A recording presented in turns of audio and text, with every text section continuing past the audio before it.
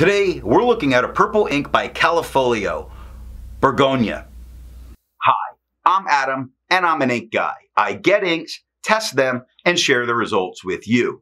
Now, there's timestamps down below, but if you've got the time, I would appreciate you checking out the entire video. If you'd like, you can follow me over on Instagram as an ink guy.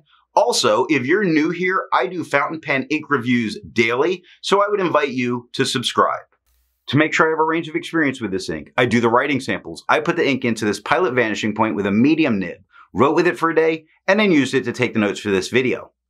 In order to have a standardization in my writing samples, I always use Clairfontaine, Tomoe River, and Rhodia paper, although I do use more papers, and those will show up later in the video. Now, let's look at the writing sample. I picked this ink up in sample form, so it comes in a vial like this. And to keep my writing samples consistent, I use a Jinhao 159 with a Goulet 1.1 stub, a Jinhao X450 with a Goulet medium, and a Jinhao X750 close pen with a Goulet extra fine. Let's take a look at the Clairfontaine. We get no bleeding, no ghosting. The 1.1 has no feather spread, halo sheen, and no shade. Now the extra fine is quite a bit lighter than the stub. With no feather spread, halo sheen, it does offer some shading in that it's got some much darker areas like the ER and over. Brown starts dark and gets lighter. So it is there, 8 seconds to dry. Medium is quite a bit darker than the extra fine, a little darker than the stub. No feather spread, halo sheen, no shade, 11 seconds to dry. Scrubby for both shows, no color variation, and there was none. Tomoe River, no bleeding, normal Tomoe River ghosting. The 1.1 has no feather spread, halo sheen, and no shade. Now the extra fine is quite a bit lighter than the stub with no feather spread, halo sheen, or shade, 14 seconds to dry. Medium is darker than the extra fine, same tone as the stub.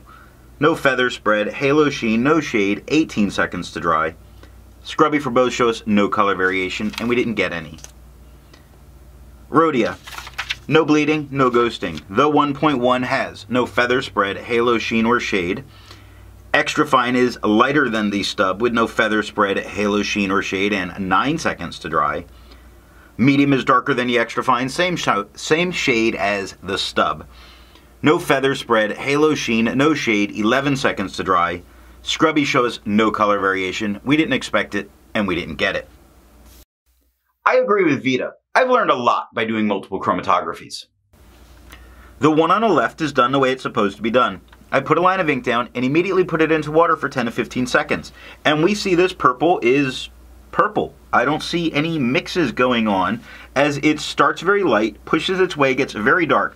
But across the top, while I said just a second ago I don't see any mixes, I see what appears to be the sort of blackish tone that we frequently see show up in some blue-black inks, although I know this isn't a blue-black. The one on the right, I let dry for 10 minutes before I dunk it into water. Now that purple tone on the bottom is leaving a very there and in place purple line. Otherwise, it pushes up and really looks the same.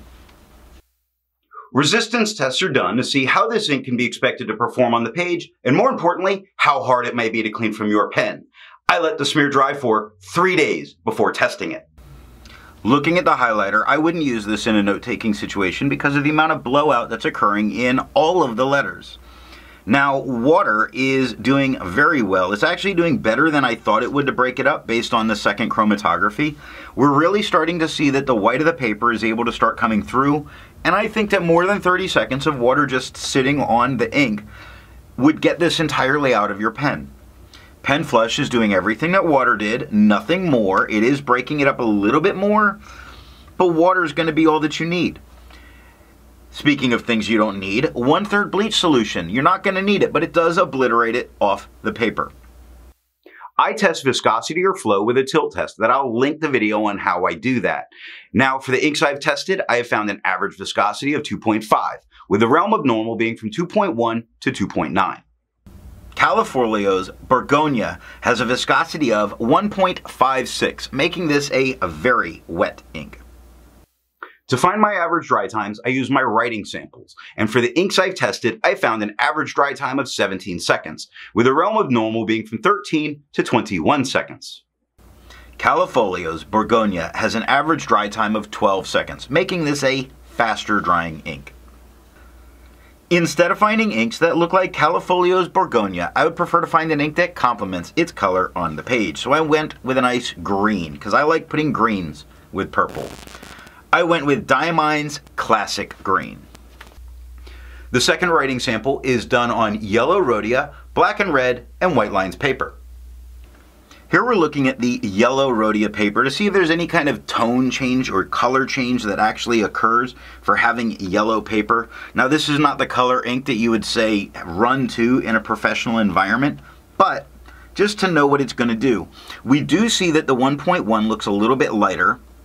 The extra fine looks slightly lighter, but the tone is the same, just a lighter tone of it. But the medium looks slightly, ever so slightly darker. There is some slight tone shifts, but not a color shift that's occurring for having this yellow backdrop. That to me means it's a very opaque ink. Here we're looking at black and red. I don't know why I froze. Black and red notebooks. No bleeding, no ghosting.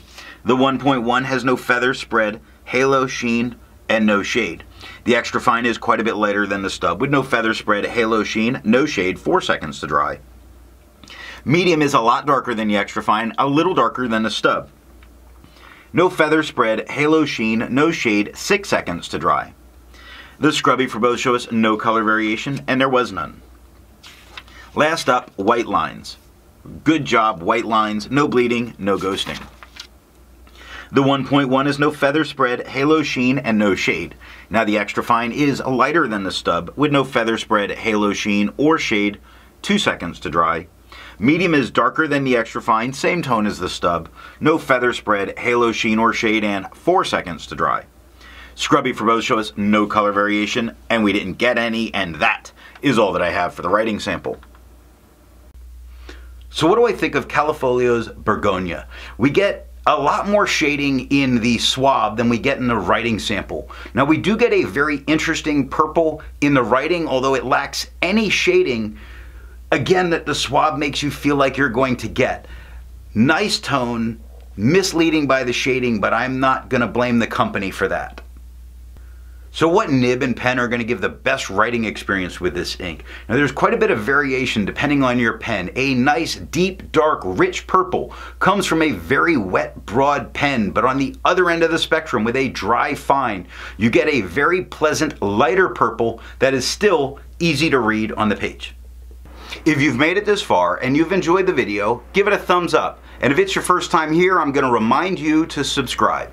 Thanks for watching.